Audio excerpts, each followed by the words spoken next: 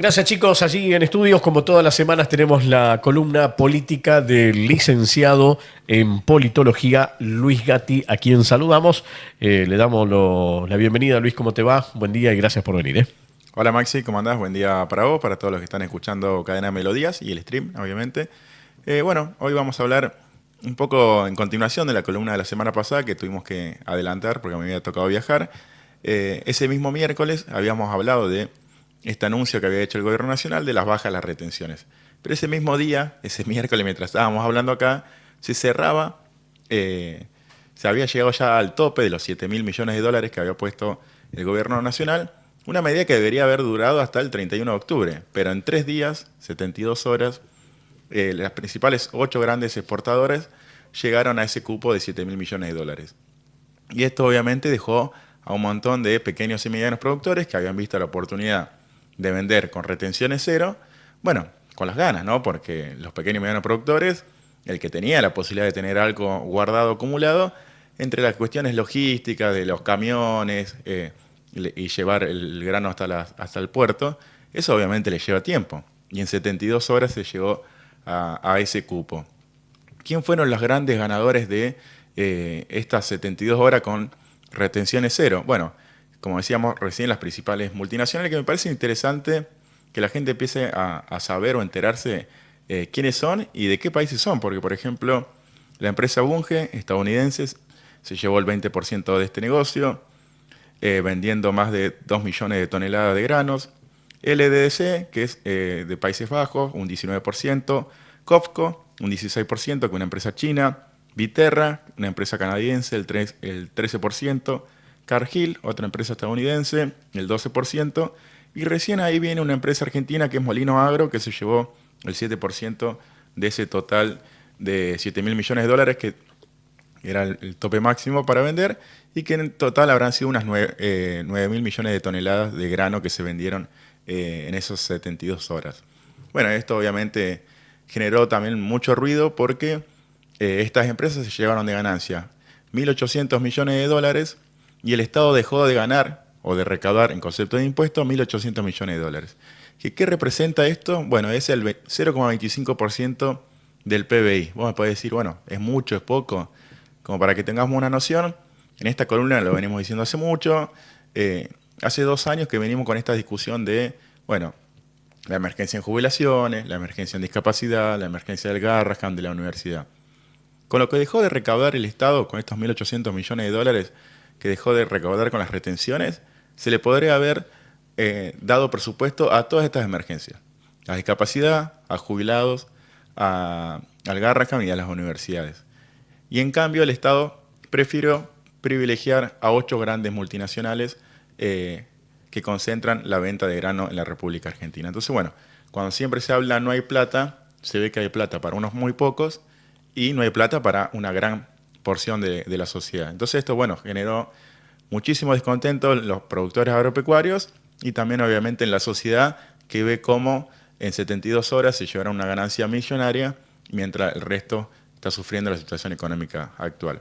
Y el otro tema que queríamos hablar también, que generó mucha repercusión estos días, es el tema de José Luis Despert, que es diputado nacional y que es el que encabeza la lista de La Libertad Avanza en la provincia de Buenos Aires, que tuvo todo un escándalo relacionado con el narcotráfico. ¿Por qué?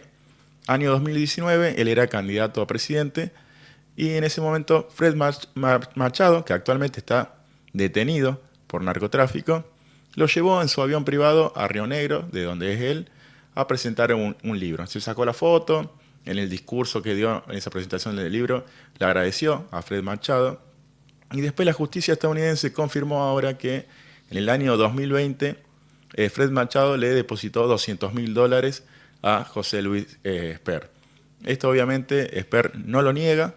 Él dice bueno, que en el caso de los $200.000 fueron al partido, no fueron a él.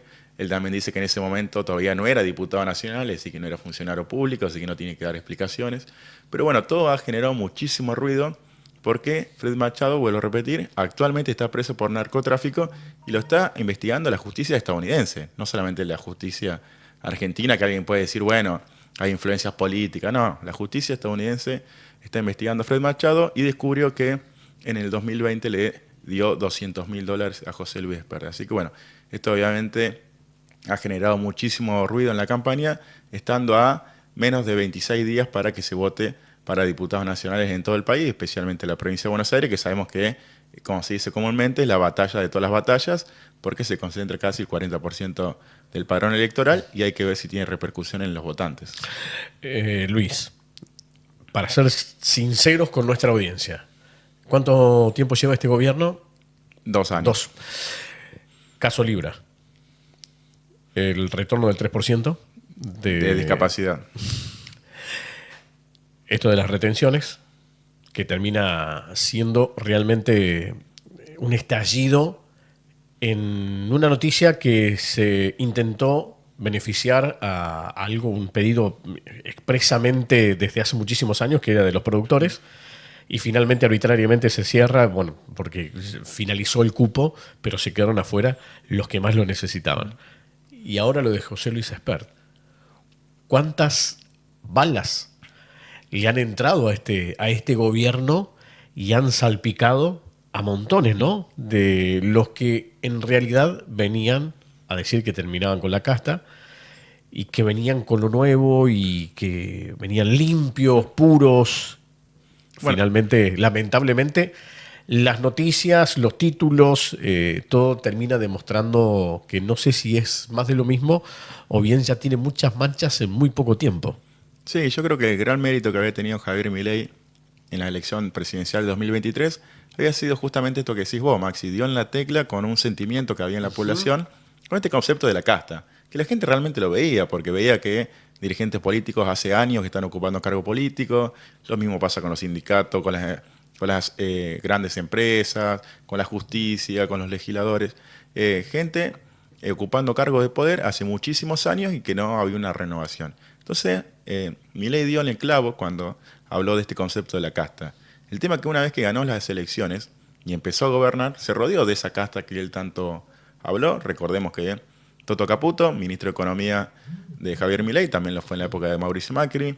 Patricia Bullrich fue parte del gobierno de la Rúa, de Macri y también de Milei. Sturzenegger lo mismo, gobierno de la Rúa, gobierno de Macri, gobierno de Milei. Y encima le empiezan a pasar todas estas cuestiones que vos muy bien nombraste. Y eso se vio reflejado en la elección en la provincia de Buenos Aires, donde perdieron por 14 puntos de diferencia. Uno lo ve también en las encuestas que se están haciendo a nivel nacional, que la imagen de Javier Milei anda entre el 37 y 40% de imagen positiva y un 60% de imagen negativa. Entonces, bueno, hay que ver este 26 de octubre si todos estos escándalos de corrupción que está teniendo, bueno, van a repercutir en el votante a la hora de ir al cuarto oscuro. Luis, gracias como siempre. Gracias a vos, Maxi. El licenciado en politología Luis Gatti con su columna política presentada por Consultora Virtu.